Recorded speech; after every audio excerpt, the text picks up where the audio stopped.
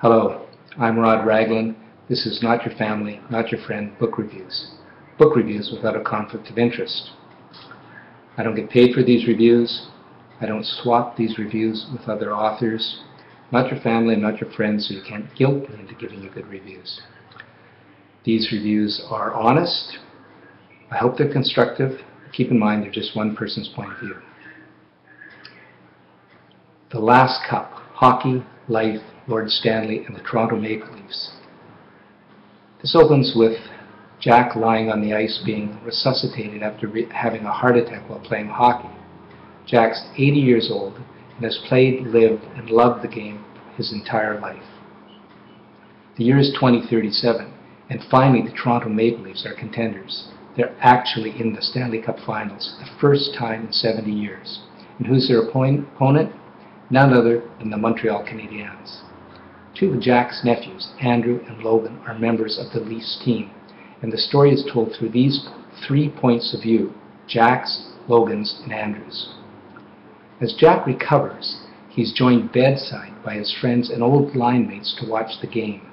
The reader gets the play-by-play coverage from the perspective of a fan and a player, hockey history and legend from Jack and his cronies, and contemporary insights about the game from the nephews. This story is primarily about hockey, but also about family and aging. It uses hockey as a metaphor for family, the team, loyalty, the team, altruism, the team, and the meaning of life, being part of a team. Hockey has given our protagonist everything good in his life: friends, a sense of belonging, recreation, and purpose. Jack also uses hockey as a benchmark for how well he's aging, as in what players and stats he remembers, and how his game has diminished over the years. Your style of play also defines for Jack your character. Are you a team player or in it for yourself, playing for personal glory? A dick. If Jack had another life of any significance off ice, author Larry Swatuk is saving it for another book. Did I like this book? Yes, but primarily because it resonated with me. Hey, I'm Canadian. And I was a fan of the original 6 teams. Chicago was my favorite, with Stan Mikita, Moose Vaskell, and goalie Glenn Hall. I remember the first time goalie Jacques Plante of the Montreal Canadiens donned a mask. I played shinny in back alleys and hockey on metal skates in tennis courts. Being from Vancouver, the ponds never froze, so I never learned to skate. Being poor meant my family couldn't afford the equipment, the insurance, or the time to take me to rinks for practice at 6 in the morning. Wouldn't have mattered. I'm small and wasn't very good. Hockey tends to be a bit of an elitist sport. I mean, take a look at the tickets to go to a hockey game. And it's indicative in this novel, as well as who actually plays the game recreationally as an adult. Lots of professionals and academics. Swatuk writes about hockey with an authenticity like an insider. And even though his love of the game may have blunted his objectivity, if you're a hockey fan, you'll enjoy the better part of this book. His protagonist, Jack, is a well-developed character, and there are some interesting passages on aging. But the further you get away from the central theme, the more the characters become cliched and the chauvinism gets to rankle. Swatuk has a good voice and his narrative is natural. However, he has chosen to offset dialogue with dashes instead of traditional quotation marks, which this reader sometimes found confusing.